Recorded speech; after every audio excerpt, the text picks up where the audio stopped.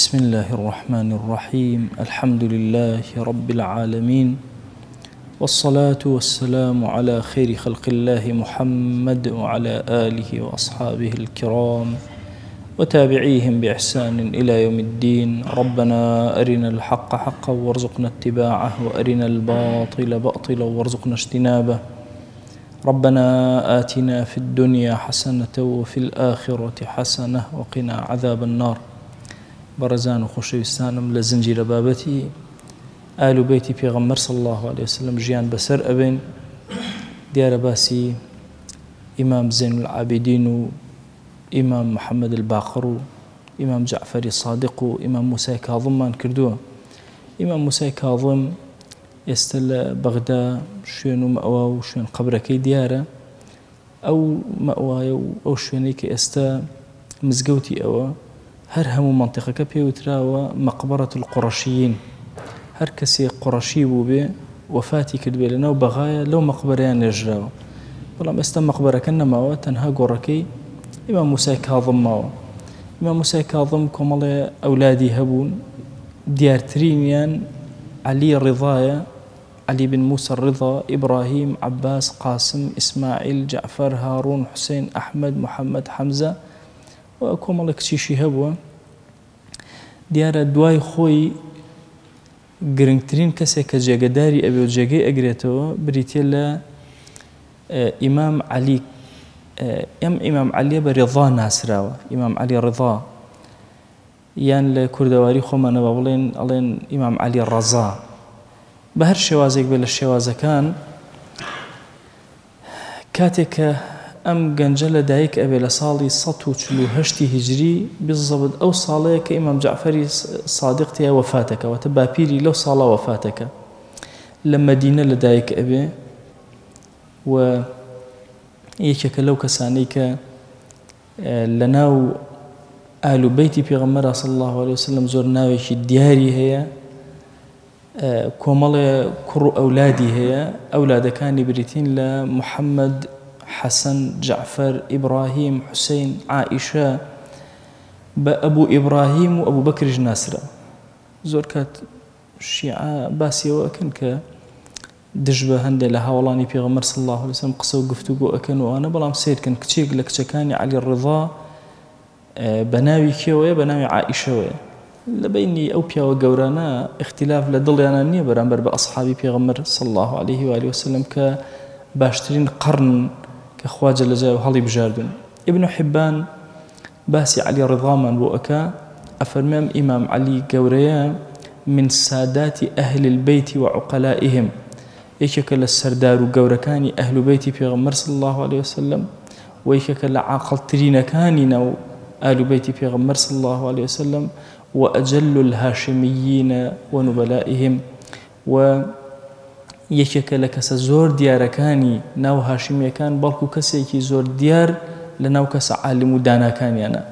إمام الذهبي فرما كان كبير الشأن واتا خواني بلوبايكي زور قوربو أهلا للخلافة أهل ببوي بيت خليفة مسلمانان أو أن بياوشي وريا وبياوشي قوربو. ابن حجري عسقلاني أفرما كان الرضا من أهل العلم والفضل مع شرف النسب. أفرما إمام رضا لأهل علم وأهل فضل بو لقل أوشا شرفي كي زور قوري النسب يهبو نسبي كي زور قوري يهبو. أفرما أقر هيج نسبي كي نبي تنها أو اندنبي كمعروف كرخي لسدسي مسلمان بو. طبعا معروف كرخي كلا أولياء كان إخوة لو تاري أولياء كان بدريجي حياتي من باس كردو. أفرما أقر يشتر نصراني بو. أفرمي أجر هيج خيرك نبي بو أمتي إسلامي تنها معروفي كرخينا ببسيتي أو أن دبياوشي جورة لسدسي توبي كدو بو بياوشي جورة درسي لاي باوشي خوي خياندو لا إمام موسى كاظم لا ما مكاني خوي ما مكاني زياتر إسماعيل وإسحاق وعبد الله علي كمان أولاد جعفر صادقا هرهم أمان لا أمان درسي خياندوها لزمان إمام مالك كأم زور جنج بو لو كاتا منال بو تعزب يجيو. أفرمي أفتى وهو شاب في أيام مالك لروجكاني بابلن جياني مالك أم بجنجي فتوى داو لنا مدينة بيغمرة صلى الله عليه وسلم. يشك لو كساني كالروايات حديثي لي وكردوها إمام أحمد كري حنبلة كبتلبي أو أجمير لزماني خويا وكو زوري كتير آل بيتي بيغمر صلى الله عليه وسلم جيرودي رافضة زود درويان بدمو أكد وإمام الذهبي أفرمي كذبت عليه رافضة كان زود درويان بدمو أكد وأطروه بما لا يجوز وكاري كان بيكر أو أنديان قولك كمالشتيان أول كدروز نبو لحقيا ودعوا فيه العصمة يعني كاسيكي معصومة وغلت فيه وقد جعل الله لكل شيء قدرا زور غلويان كر زيادة رويان كردولا إمام رضايا أفرمي لكاتيا كاكا هموشتك سنوريكي خوي هي خوا قدري بو هموشتكان داناوا بلام أوان تجاوزيان كر هندي فرق دروز بون إمام رضايا بخوا أزاني حديثي درويان زور بدم أمبياوا يعني هالبستو بتأتي الشيعة أو أن درويان بدم وهالبستو حد حسابينية طبعا إمام رضا كوت الزمانك وإثر فتنة كان طواو زوريان هنا بو درو زور أساي إكرا بدم بيغمر صلى الله عليه وسلم بدم أصحابه فتنة كان زور قوربون للجهان الإسلامية أمش شندين حديث عن جراوته بس ندي كأم جراوته مثلا لباوكي لبابيري حتى أكو إمام حسين وهكذا هموشيان حديث كان درون وموضوعا حديثي موضوع أو كسيك لسندكيا كسيكي تو مدبار هبه بدرو كسيكي تو مدبار هبه بدرو تجا أويك هندي كان هر سنة كان أصلي نية ولا هيج مصدر وسرتشاويكي ثابتة باس نكراو بنموني شكلو حديثاني كأجرنا وألن وتويتي لبيغمر صلى الله عليه وسلم كراويتي وكالروجي الشمه إيميا روجي يكشمه الشيعة وجماعتك إيميا روجي دو شمه بني أمية روجي سيشمه هي الشيعة وجماعتي بني أمية روجي شوار شمه بني عباس آل عباس بين شمه الشيعة وجماعتي أوا روجي الجماعة مشتركة هم مسلمانان كان هم الرجل كان توزيع تنهر روجي الجماعة هي عامتي مسلمانان يتهر روجك للرجل كان توزيع كراوة الله بيغمر صلى الله عليه وسلم أو يتوب الله حتى كدروا بدن بيغمر يعني أحاديث السير مثلا يكي لحديث كان الله من أكل رمانة بقشرها أنار الله قلبه 40 ليلة أجر كسيك هناري بخوا بتوك لكيوا مبوها الله زي باشا والله حتى كدروها الله يخوي قرأت تشل الروش ضلوا دروني الروشن أكاتو تشل الشو ضلوا دروني الروشن أكاتو بنوري إيمان هذا طبعا الشيعة لما سلي حديث دروس كردنا أو سريان ديارني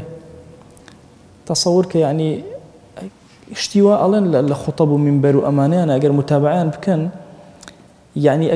أجر بيته دي قد بدي له مكتبة كان يخش أنا بقرأ الدروي واجي جينا بيته هم يخنا بالي بيغمر صلى الله عليه وسلم يان باسي أوقات كبيغمر صلى الله عليه وسلم فرميتي كاتك إسراء معراج بيكرا قطري لعراقي من كوت السرزوي هرشي يقول لي سرزوي لو الروا بيشتر قول نبو لسرزوية زور لم حديث أنا كان لعقلي شاد جينا بيته وتجا أويك مثلا لحديثي بيغمر صلى الله عليه وسلم جي بيته طبعا أول دزيادة الرويان كرد بحد وحساب تصور كان دعبلي خزاعي شعري كي بسر إمام رضايا بابلين وتوا أويج لبرانبرا جبيكي خوي بيشكشكا جبكا طبعا قران بهايا على أهل قم هرهم وكوبونا وجبيان بو إمام بدياري دروس كردو أو ندي بي خوش بالشعرك وأمكسا على جبكي خوي دا يكسر أهل قم بما ينزاني الرقريان لم كسكر جبكيان ليسن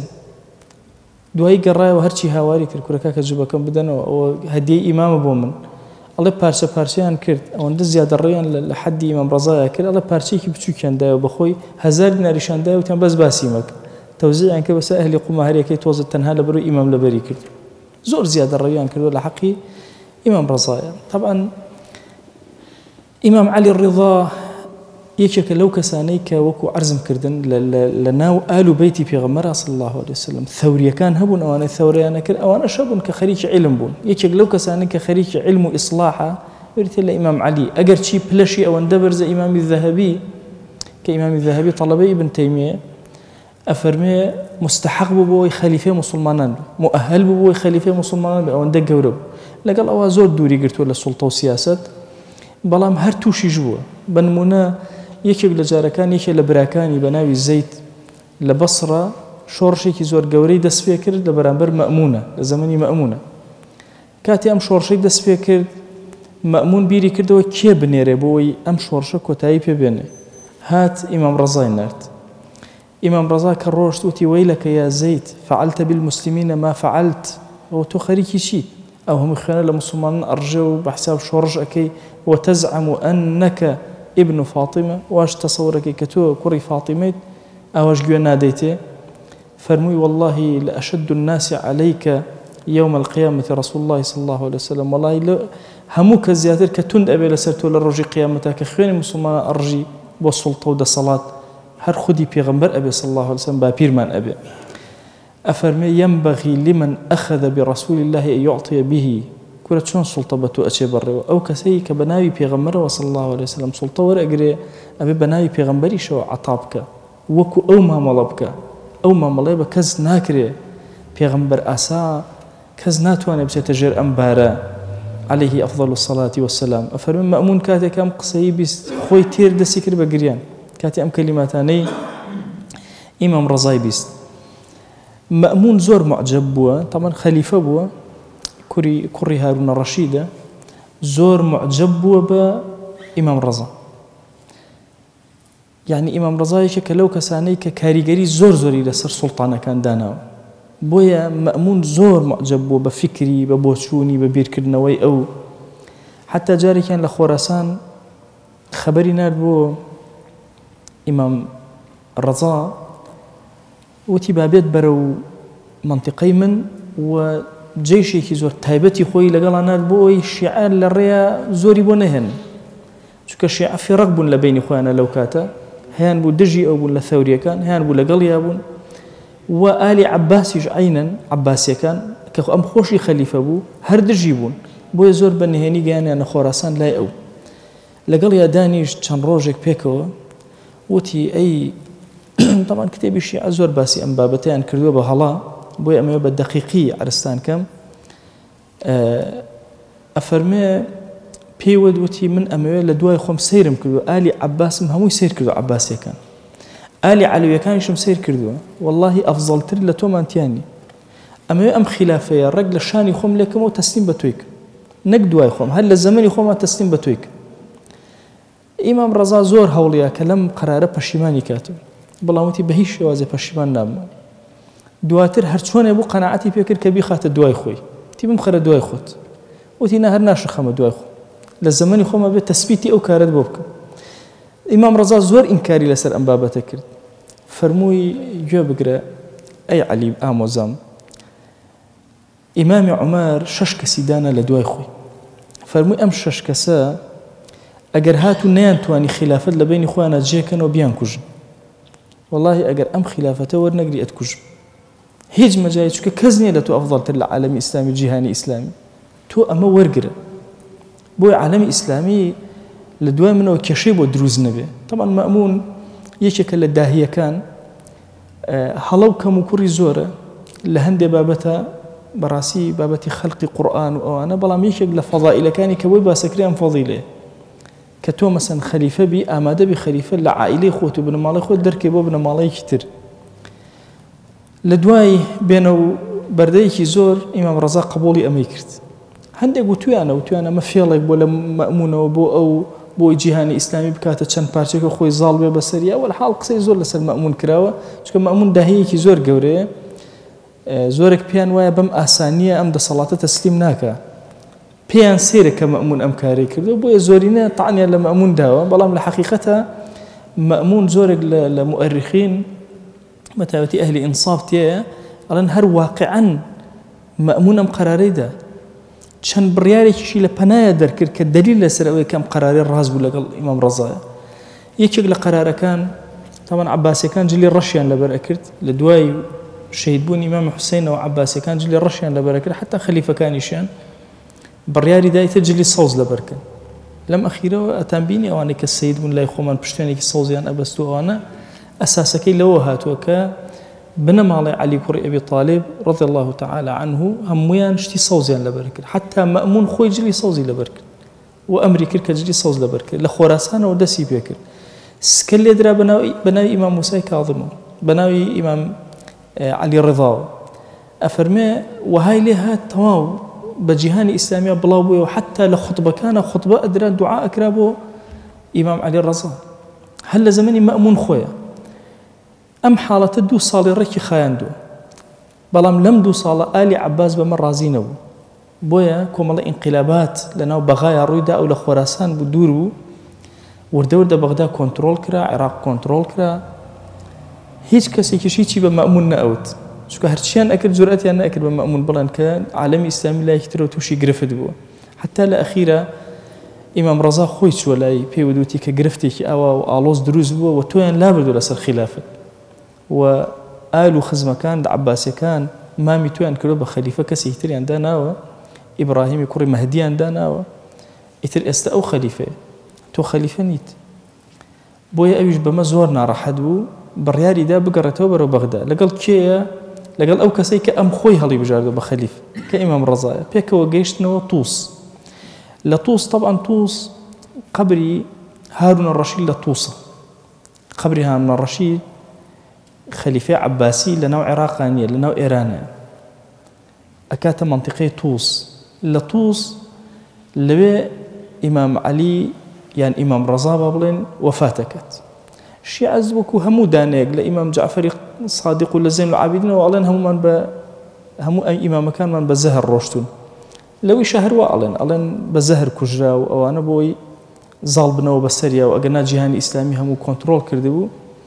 بە هەر حاڵ لەوێ وەفاتی کرد هەر لە لای قەبرەکەی لای قەبری هارون الرەشیدا نێژرا طبعا مەئتەمێکی زۆر گەورە مەئمونی داگەر چونکە زۆر خۆشی ئەویست چەند ڕۆژێکی زۆر تەعزیەباری ڕاگەیان حتا ئەڵێن بە پێی پەتی لە تەعزیەکەی ئەهات و ئەچوو ئەوەستە ئەوەندە ماتەمینێکی زۆر گەورەی ڕاگەیان و زۆر غەمێکی زۆر گەورەی بۆ ئیمام ڕەزا خواست دوایتر وەردە دێتەوە بەغدا و کۆنتڕۆڵی بەغدا ئەکاتەوە و تەفسیلی مەئمون طول و تەفسیل لێرەوە بەسمان ئیمام ڕەزایە لە تووس ئەنێژرێ طبعا ئەم تووسە چەند جارێک وێران کراوە شوێنە کە شوێنی ئیمام ڕەزایە ئەو شوێنە ئێستا وەکو مەقبەرەیەکی گەورەی لێکراوە کە هارون الرەشیدیش هەر لەوێ هەر لە پەنای ئەوەیە چونکە ئەو دوو قوبەیە هەردووکیان لە یەک شوێنە بوون بە پێی تەریخ ئێستا شیعە لە شوێنێکی تر قەبرێکی داناوە وەڵێ هی هارون الرەشیدە ئەمەی داناوە هی ئیمام ڕەزایە ئەو شوێنە ئێستا ناوی لێنراوە مەشهەد مەشهەد کە لە ئێرانە تۆ ئێستا ABC یعنی مەشهەدی ئیمام ڕەزا ئیمام عەلی ڕەزا ئەم ئیمامەیە کە یەکێکە لە کیباری ئەهلی سونەت و جەماعەت هیچ ڕەبتێکی بە شیعەوە و تەشەیعەوە نییە و پیاوێکی زۆر عەزیمە مامۆسای ئیمامی ئەحمەدی کوڕی حەنبەل لە زمانی ئیمامی مالیکە فتوە ئەدا لە جیهانی ئیسلامی بە گەنجی بۆ یەکێکە لە کیباری عولەمای ئومەتی ئیسلامی و یەکێکە لەو کەسانەی کە زۆر گەورە مامەڵەی کردووە هەم لەبارە سیاسیەکە هەم لەبارە عیلمیەکە مەأمون ئەوەندە متأثر ئەبێ بەمە ئەفەرمێ إلى من أروح بعدك يا أبا الحسن الله هم جاري لبر خويا كمشكلة يعني خفتك بوهات أي يتم لدويته أي أبا الحسن أي إمام الرضا بو كيبرون روب كما كي أم بيا وجورة كمال كلماتي زور جوريهن كمال كلماتي زور عظيمهن كالكتابة كان أهل السنة وجماعة تداول كريه لكتب الشيعة كلمات زوزو النسراوة بلام زوري كان إسناد كان ثابت نية بلام لكتب أهل السنة كمال كلماتي أم بيا وجورة هي كباس أكرن يشكلوا بابتاني كأمام عرستان كم تصور كان مأمون شكلوانا كمعتزلة تأثيريا لكن لمسألة خلق قرآن كلامي خوايا وصفتي خوايا أما فكر أهل السنة وجماعة كلامي خوايا صفتي خوايا معتزلة هاتن فكري كان هنا وتن قرآن مخلوق خوايا قرأ خلقي كله دروسي كله أقربلن صفتي خوايا وتصفتي أزلي وأبدية هل بيش وهبو لما دوها أمانته وتشك صفتي خوايا كلامي خوايا أجر بشتن مخلوقي خوايا ممكن خوايا أو مخلوق لا بمخلوق يكتر دابن بويا أم فتنة كي زور جورب إمام الشافعي في امتحان كرا وإمام جوركاني في امتحان كرا وإمام أحمد كوري حنبل لسري كرا وتسجن هم إلى زمني مأموناو يكيد لو كساني برانبر بم فكرة زور بتندي أو استيته طبعا أرزم كردن مدرسي جعفري الصادق مدرسي عقله مدرسي فقه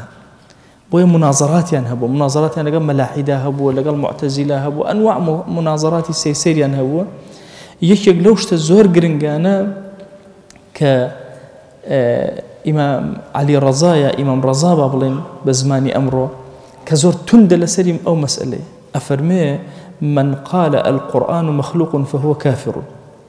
كذهبي لسير على النبلاء نقلي كردو أفرميك لفكركاني أم أي فرمو هركز بالله القرآن مخلوق صفتي إخوانية صفتي إخواني كلوتا مخلوق كافر بويا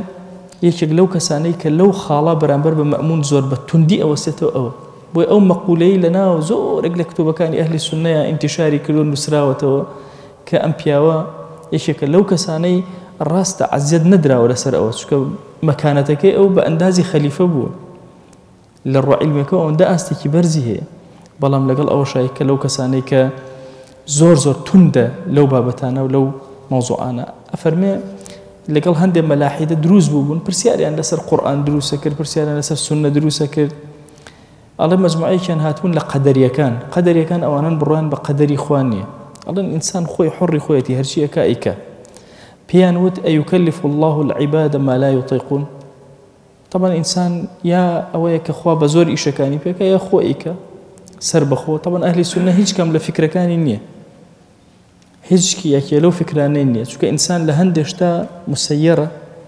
هيج قصة ومجال اختياري لهندشتا مخيرة أخوة اختياري داوت يان أقربنا اختياري جزئي وكلي أكو أهل السنة تقريري أكن أفرمون إنسان اختياري جزئي هي اختيار كلي كبدس خواد يان إنسان قدرته جزئي هي قدرته كلي كبدس خواد لم بابتا على كسيق لقدر أنا هاتبك بروي بقدر نبو تي أكري خوا تكليف كان لإنسان كان لشتيك كتوانانية طبعا أم برسيارة جوابك أقرب لي خوا ناكري مثلا أما ليبكات أم تكليفين ليبكا على ديار إنسان كان خوان سربخون أقرب لي خوا تكليفين ليبكا على ظلم رؤدا خدا عادل نابي ظلم رؤدا سير كان أم دقة للجواب إمام رضايا أبو أم كسك الكتابي خومانا نقل كراوة أفرمي كاتي أم برسياريان ليكر فرموي هو أعدل من ذلك خوا زور عادل ترى لويك إيهو برسياري لي أكن زور عادل ترى لويك تكليف يبخات سر عبد كان كتوانا النبي مثلا بنمونا مثلا خوا أمر ما بيبكى نابي بهيش وزنان بخوين قد خوا أمر بإنسان كان ناكا طبيعي إنسان كان أو نان بخون صفته والتكليفية نغسر شأنك لطاقتي أنا نبي وتان ديك وابو هرشيشتك خوان بيانا أي كان فرموي هم أعجزوا عن ذلك أو أن زور لو لا واسترن كبتوان أو إيش جيب كان أبم شوازة جوابي دانا وكلمات كان يريك خستو بوين يكيق لبابة فقهية كان طبعا لبابة عقلية كان بو شوازة دائما لمجابهة لقال أو فكران لبابة بابة فقهية كان يشبه ما نشش بابة فقهية كان زور بابة هي لزماني أو كإثارة أكرا يكيق لو بابتاني كزور إثارة أكرا مسألة بسم الله الرحمن الرحيم آية لن يوجكانا بدنجي برز بخوان ري بدنجي برز نخوان ري يقول لك شو قرفت كان بويا أحمدي كوري خالدي ذهلي أفرمي صليت خلف علي الرضا بالنيسابوري فجهر ببسم الله الرحمن الرحيم في كل سورة أفرمي النيسابور لدعاء علي رضا نجم كل همو سورة كان بسم الله الرحمن الرحيم بدنجي برز أخوان طبعا مذاهبي إسلامي كان رأيك لو بابتا رأي مذهبي إمام الشافعي بهمان تشنا الرأي جعفري صادق خدي خوي بو تشنا كم الله في رقي الشيعة هبون لو كاتا رافضة هبون بسم الله بدني برزنا أخوان بوي أمر رواية زور مشهور ولنا أهل السنة والجماعة كإمام رضا بيتشواني الشيعة كان لو زمانا بسم الله الرحمن الرحيم بدني برز أخوان يكيق فكرة زور لاوازكاني تشيع كدخيل كراولنا ومذهب الإمام جعفر الصادقة مسألة بسم الله الرحمن الرحيم للنجا سرية كان طبعا نجا سرية كان كتو مثلا نجيني وروك نجي عسر أكي بعادتي همو بابل النجا كقرآن كان بدني نزم أخوان ري لا رأيك بابل الشيعية في رقيق للشيعية للنجا كان كبدني نهيني قرآن أخواني بسم الله كان بدني برز أخوان بس بسم الله بيشواني همو فكر أهل السنة والجماعات يعني هيج رأيقني أن لا الشيعة لا السنة أبو الرأي به فرقك الظالبون أبو شوازة ما مليانا كر أوش فكري أو كيشك لبيا وقورة كان لأمتي إسلامي فقه كي زور قورة زور تايبتيه كلمة كاني زۆر گەورن. یەکێک لە کەلیماتەکانی ئەفەرمی هەرچی هەیە لەم سەرزەویە غێری مناظەڕاتەکانی ئەفەرمی هەرچی شتێکێ لەم سەرزەویە هەمووی بە قەدەری خوا ئەجۆڵێت. تەمەن لەو کاتە قەدەریەکان نەفی قەدەر ئەکەن، ئەمیش لە بەرامبەرە ئەفەرمێ كل شيء بقدر حتى العجز والكيس. حتى ئەفەرمێ ئینسان کە عاجز ئەبێ لە کارێک یان عاقڵ ئەبێ لە کارێکە ئەزانێ چی ئەکە، ئەفەرمێ لە هەردووکیانە هەمووی قەدەراتی خوایە جەل جەلالوه. ئەم فکرە ئەمە ناگەێنێ کە ئیمام بڕوای بە کەسب نەبێ. هەمان فکری ئەهلی سنەت و جەماعەتی لە مەسەلەی قەضا و قەدەرە و عەقیدەی قەضا و قەدەرە. بەڵام ئەمە یەکێکە لە جوابدانەوەکانی ئیمام بۆ ئەو کەسانەی کە بەرامبەری با بڵێن ئەوەستانەوە لەو زەمان مناظەرە ئەکردن. یەکتر لە قسەکانی ئەفەرمێ من صدق الناس كرهوه. ئەفەرمێ زۆر ئاگاد لێ بە هەرچ کەس خەڵک هەرچیانەوە تۆ مەڵێ ڕاست دەکەن، ئەڵێ فکری خۆت لەسەر فکری خۆت مستەقیم بە. ئەفەرمێ ئەو کەسەی لە هەموو شتێکە بە خەڵکی بڵێ ڕاستکە ڕقیان لێ ئەبێتەوە. بۆیە سێرەکەی لەو زەمانە خۆوان هەمویان تەشەیع و مەسەلەن شوێن کەوتەی ئەو ئیمامانە بوون ئەیتوانی مەسەلەن هەر هەمویان بکاتە خۆی ئاوە کۆیان کاتەوە. هەمیشە بەسەر ئیسلاحیە کرد، چ لەگەڵ سوڵتایە ئیسلاحیە کرد، چ لەگەڵ ئەم تەشەیعایە عەلەویەکانە مەسەلەن ئیسلاحیە کرد. لە هەردوو بەرەکانە خەریکی کارکردن بوو. بۆیە ئەمەی کردوتە قاعیدە ئەفەرمێ من صدق الناس كرهوه. هەر کەس حەچی شتە لە خەڵکی هەر بڵێ ڕاست دەکەن و شوێن خەڵکەوێ طبعا خەڵک دوای ڕقیان لێ ئەبێتەوە. حتا لە سوڵتەش ئەو کەسەی کە زۆر ئەو کتێبە ملیا بۆ سوڵتە لە ئەخیرە سوڵتە خۆی لە ناوی ئەبە، چونکە قەناعەتی بۆ جۆرە مامەڵەیە نییە لەگەڵیە. ئەفەرمێ زۆر ئاگاتان لێبێ شوێن خەڵک مەکەون، شوێن شەخص مەکەون. طبعا یەکێک لە کێشەکانی ئیمام ڕەزا بۆ هەر شوێنێ ئەچوو خەڵکێکی زۆر شوێنی ئەکەوت. ئەفەرمێ إن مشي الرجال مع الرجل. کاتی ئەم هەموو خەڵکە شوێن یەک کەس ئەکەون فتنة للمتبوع. ئەو کەسێک کە خەڵکە شوێنی ئەکەون ئەبێتە فتنە بۆی. ومذلة للتابع. ئەمانە شوێنی ئەکەون زەلیل ئەبن، تکایە شوێنی هیچ کەسێک مەکەون. زۆر هەوڵی ئەدا ئەم خەڵکە زۆرەی کە بە دەورێتی تۆزە دووریان خاتەوە. دوعایەکی ئەم پیاوە گەورە ئەکەمە کۆتایی دەرسەکە ئیمام ڕەزا کە ئەفەرمێ اللهم كما سترت علي ما أعلم. خوای هەر چۆن سەترت کردوم لەسەر شتانێک کە خۆم ئەیزانم بە دڵما ئەگوزەرەوە بە فکرما ئەڕوە. فاغفر لي ما تعلم. خوای ئەوەی کە تۆ ئەیزانی لێم خۆش بە یا رب العالمین. هەرچی شتێک کە لە منە ئەیزانی یا ئیلاهی گوناها کەم تەرخەمیە خەجاڵەتی خوای لێم خۆش بە. اللهم كما سترت علي ما أعلم فاغفر لي ما تعلم. خوای ئەوەی کە سەترت کردوم خۆم ئەزانم بە ئاشکرا ئەزانم ئەمە گوناه و سەترت کردم، بەخوا زۆر گوناهەیە هەر نازانم گوناها کردوم. فاغفر لي ما تعلم. دەلێم خۆش بە لەو گوناهایە کە نازانم. ئەفەرمێ كما وسعني علمك فليسعني عفوك. ئەی خوایە هەر چۆن علمی تۆ منی لە خۆ گرتووە، دەی خوای گیان با منێکێ بووم لەوانەی کە عفوی تۆ من لە خۆ بگرێ. وكما أكرمتني بمعرفتك فاشفعها بمغفرتك. خوایە چۆن ئیکرامت کردم ڕێزت لێ کردم تۆ ئەناسم، دەی خوای گیان شەفاعەتم بۆ بنێرە، شەفاعەت بۆ ئەم نەفسە یا ئیلاهی بیبەخشە بە مەغفرەتی خۆت. فاشفعها بمغفرتك يعني بخەرە بەر شەفاعەتی مەغفرەتت یا رب، بخەرە بەر مەغفرەتت یا ربی. چۆن خۆتت پێ ناساندووە ئاواژ لێی خۆش. أفرمي يا ذا الجلال والإكرام، يا ذا الجلال والإكرام، يا ذا الجلال والإكرام. كلمة يا ذا الجلال والإكرام يكيك لو كلماتان الدعاء أما زوزر بكرهات. علماء لا اسم أعظم خوايا اختلافيان هي. پیغمبریان صلى الله عليه وسلم لفرما اشتكى أفرمي ناويكم هي بناء الاسم الأعظم إذا دعي به أجاب. أجر هر دعاء كل حضوري خوايا جوابت أدريته. علماء اختلافيان هي لسلوي أو كلمة شيء. عندي فرموا أنا مثلا يا الله، عندي وتوانا يا الله يا رحمن يا رحيم، عندي فرموا يا ذا الجلال والإكرام، عندي فرموا أنا همونا وكان، عندي فرموا أنا وكو ابن عباس فرميتي بوهركس الناوك خود بو خود بقر الناو كان يخوا بكار بين تأكل تسر أو ناو أي دوزيتو ناو كبا مجهولي هاتو زورن أوشتاني لدينا مجهول بوي بقر بدوانا هاوين الشواني قدر أوانا أفرمي أميش بهمان شواز أجر همونا وكان يخوا بكار بيني حتمنتو اسم الله الأعظم البكار هنا. يا إمام غزالي أفرمي أفرمي فرد حي قيوم حكم عدل قدوس أفرمي لنا أمشش نوا قرام لنا أمشش نوا اسم الله العظم دوزي وهكذا لا الإكرام اسم عظمة بويا كوتاي دعاء كان يا هميشة سيجار يا ذا الجلال والإكرام تكراركات ودوباركات إمش لكوتاي أم درساو لحضوري أنبياء وقوريك أم رجيان من بسر بركيك كلا زانا بايا برزكاني أمتي بيغمر صلى الله عليه وسلم كلا آل بيتي بيغمر صلى الله عليه وسلم إما وكو عقيدة أهل السنة والجماعة بدل آل بيتي بيغمر من صلى الله عليه وسلم خوشون بروح آل بيت من خوشون لأنه كان من الصلوات بودي داريان أنيرين بروح صلاة وسلام ضلمان بو أوان أنيرين إمجلك وتاي أم درسالين يا ذا الجلال والإكرام يا ذا الجلال والإكرام يا ذا الجلال والإكرام خواي لد أبارين ولد ألالين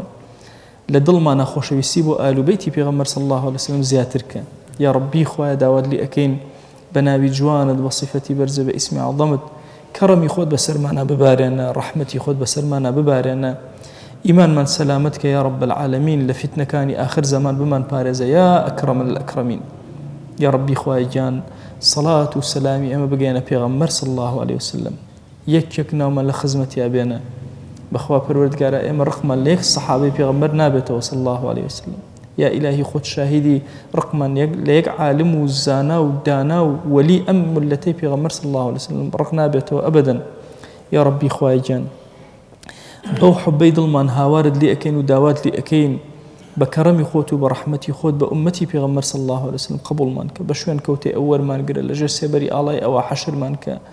خوي عالمي إسلامي لزحمتك زور قورايا أمتي بيغمر صلى الله عليه وسلم لنا راحتك زور قوراين خوي توبهانا ما نورا أم ظلم يهود ونصارى مجوز لسرمان لاببا يا ربي خويا نفسي بدروا بأهل سنة وجماعة بمان خلو سرقاشا كان يخومن يا أكرم الأكرمين يا ربي خويا لد أبارين ولد ألالينوا درجا كاني خير الدنيا بسرمانا بكروا درجا كاني خير عبادات وطاعات وآخرات بسرمانا بكروا يا ربي خويا داود لي أكين دينداري لضلما ناشرينك يا ربي خويا خرابة كاري لضلما ناشرينك يا إلهي داود لي أكين بهز مانك لخزمتي دينداريتا يا رب العالمين خويا بمن جرى لو عبداني كتوليان راضي خويا هل من بجرى بخوا ناسي هل من بجرى وكرده وكان من بيبسبير لسرزوية يا رب العالمين يا ربي خويا بمن جرى لو عبداني كلام جيانا بسري برزو عزته وجيان أكن من جرى لو عبداني لكاتي سلمر جيانا عزيزا خويا بمن جرى لو عبداني كبع عزته ولنا وخلقه يا إلهي حشو حسابك رين يا إلهي داود لي أكين زليلنا وقناها كان من مكة زليلي دسي ظالمان من مكة زليلي سرجيق من مكة زليلي دسي مروفة كان من مكة يا إلهي داود لي أكين نعمتي زورت بيداوين وإمر زماني الشكر ماني خويا بدل شكري تو أكين خويا سباسي زور قورك لا يخبى جلال وكمالي توبه برز أكين وبوتو سبارت بوهم ونعمتك بيداوين يا ربي خويا تون لش ساغيت بيداوين بو من دريش كروا هتاكو تاي عمر من يا إلهي نعمتي بينين وبسنة كان من لي ورمقر روا نعمتي قسكرن وعقل من لي مسن روا يا إلهي تاكو تاي كان جيان من داود لي أكين بكرم ورحمتي خلنا ونعمتك كان يخوتا بمن هل روا يا رب العالمين يا ربي خويا داود لي أكين لفساد وخراب كريب من بارزة أمتي بيغمر صلى الله عليه وسلم ببارزة يا رب العالمين خويا تخوت بكرمي خوت كرمت زور لقلا كردون نعمة الزور بسرا باران دوين يا إلهي داود لي أكين نعمتك كان من بوالطواوك والتكملك يا رب العالمين يا ربي خويا داود شاك كاني دنيا لي أكين داود شاك كاني آخرة لي أكين يا ربي خويا زمان من كل الدعاء بزماني بيغمر صلى الله عليه وسلم دعاء أكين يا ربي خويا خوشويستي دڵمان لە هەموو عمریا هەر دوعایەکی کردو هەر چاکێکی داوا لێ کردو ئێمەش داوات لێ ئەکەین و پێمان عەتاکە خۆشەویستی دڵمان لە هەموو عمریا پەنای پێگرتووی لە هەر خراپەیە خوایە ئێمەش پەنات پێگرین و پەنامان بدە یا ربی خوایە ئەولیا و عولەمای ئەم ئومەتەی پێغەمبەر صلی الله علیه وسلم هەر چاکێکیان داوا لێ کردووی هەر دوعایەکیان بەرز کردوتەوە هەر ثەنایەکیان کردووە ئێمەش هەموو ئەو ثەنا و دوعایانە بەرزەکەینەوە پێمان عەتاکە یا ئەکرەم الئەکرەمین یا ربی خوایە لت أبارنا ولت ألالنا ولا جناهي دايكو باكمان ببورة لجناهي دايكو باكمان ببورة لجناهي براء خشكان من ببورة لجناهي خزمك سكان من ببورة لجناهي خزان وهوسر منال وشمن تاروج قيامة ببورة يا ربي خويا لجناهي ما مصاكان من ببورة لجناهي قتابي كان من ببورة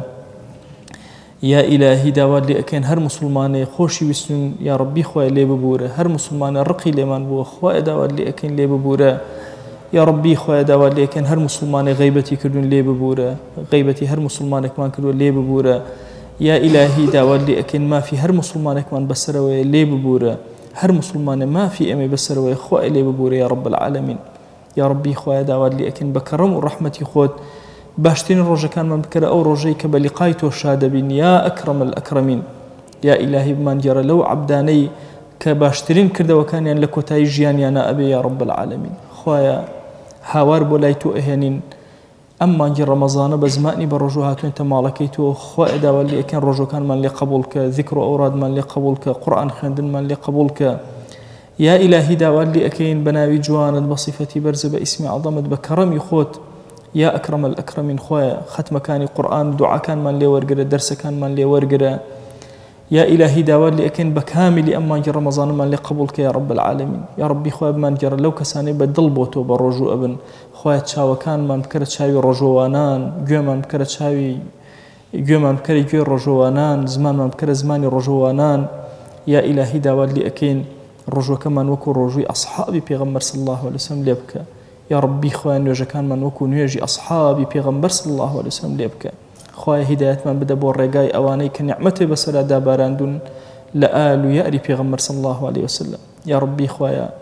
داوال لي أكين بكرم ورحمتي خوت بركة بسر ولات وشار ونشتمان مانا ببارينا خويا بركة بسر مانا ببارينا إلهي داوال لي أكين كان وكان من هالقلاوك بير كان من بر أوك زي زرعات من بر بركتك مرو مالات من بر بركتك بازار كان من بر بركتك خويا رزقي حلال من زيادك خويا أوان ده حلال من بدل محتاج حرام نبي يا أكرم الأكرمين إلهي داوال لي أكن بناوي جواند بصفتي برز باسم عظمت كرمي خود بس المجالس كان معنا ببارنا خويا كرمي خود بس المجالس كان معنا ببارنا إلهي داوال لي أكين برحمته بزي خوت بجمال وكمال خوت يا ذا الجلال والإكرام أم دعانا من لقبولك خوايا أم دعانا من لقبولك خوايا أم دعانا من لقبولك خوايا صلاوي إما بقينا بيغمبر صلى الله عليه وسلم يجقنا وما لخزمة يابينا صلاوي إما بقى بآل ياراني بخيزانا كان يا إلهي داوال لي أكين بكرم خوت ورحمتي خوت صلاوي ضلي إما بهرهم ويان بقينا يا إلهي داوال لي أكين صلاوي ضلي أما بهمو أولياء وأتقياء أم أمة بقينا يا إلهي داوال لي أكين لمردوي أم أمة ببورة إلهي لهر شوينك هن لهر زمنك أبون لهر كاتك أبون يا إلهي لهر رنجك كان هبو هر زمانك كان هبو أم أمتي بيغمر صلى الله عليه وسلم تو قوري خوت خواي لهر همو من ببورة لمن خوشبا يا إلهي لساي رحمتي خوتا بمن هي الله يا رب العالمين آمين آمين والحمد لله رب العالمين وصلى الله على سيدنا محمد وعلى آله وصحبه وسلم تسليما كثيرا أبدا إلى يوم الدين خواهي قول لقناهي من الشيوش بوري خواهي من قبولك هم لا بخير